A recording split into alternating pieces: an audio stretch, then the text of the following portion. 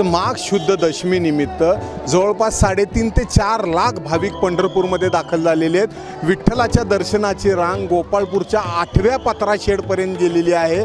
अतिशय गर्दी, अजूनही शेकडोच्या संख्येने भाविक दर्शन रांगेत यायला लागलेले आहेत आणि ज्या पद्धतीनं इथं भाविकांचा उत्साह दिसतोय, किती तास लागतील काय हा विषय नंतरचा आहे, मात्र मोठ्या संख्येने भाविक या दर्शनासाठी यायला लागलेले आहेत। माघवारी उद्या असणार आहे, माघ एकादशी।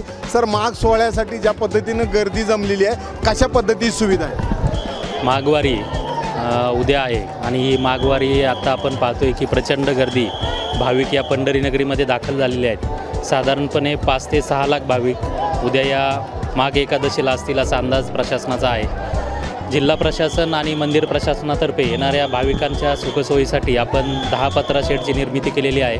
त्याचप्रमाणे त्यांच्यासाठी सावली निवाऱ्याची व्यवस्था, त्याचप्रमाणे काही ठिकाणी आपण त्यांना बसण्याची सुद्धा व्यवस्था केलेली आहे, विश्रांती कक्ष केलेले आहेत। त्याचप्रमाणे आपत्कालीन कक्ष, त्याचप्रमाणे मदत कक्ष, वैद्यकीय कक्ष या सर्व कक्षांची निर्मिती आपण या ठिकाणी केलेली आहे। त्याचप्रमाणे दर्शन रांगेमध्ये जे भाविक उभे राहतात त्यांच्यासाठी मिनरल वॉटर, त्याचप्रमाणे चहा नाश्त्याची सोय, त्याचप्रमाणे संपूर्ण जेवणाची सोयसुद्धा यावेळेस मंदिर समितीमार्फत केलेली आहे। प्रत्येक किती वेळ लागतो सर?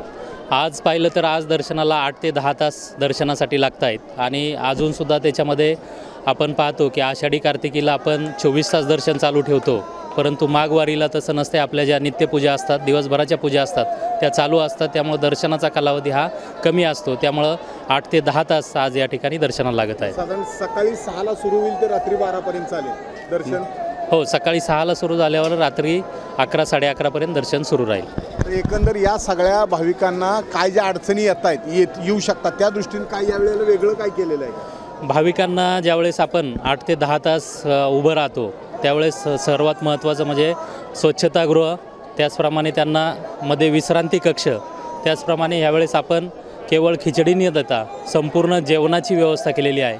आणि कुठल्याही पद्धतीचं जर त्यांना अडचण आली तर आपले आपत्कालीन कक्ष आहेत, वैद्यकीय कक्षांची निर्मिती केलेली आहेत, आपण ICU बेडसुद्धा या ठिकाणी तयार केलेले आहेत। प्रत्येक दर्शन रांगेतल्या भाविकाला भोजन मिळते? नक्कीच, आपण 2 ते 3 ठिकाणी, 2 ठिकाणी खिचडी वाटप आणि एका ठिकाणी संपूर्ण जेवणाची व्यवस्था केलेली आहे।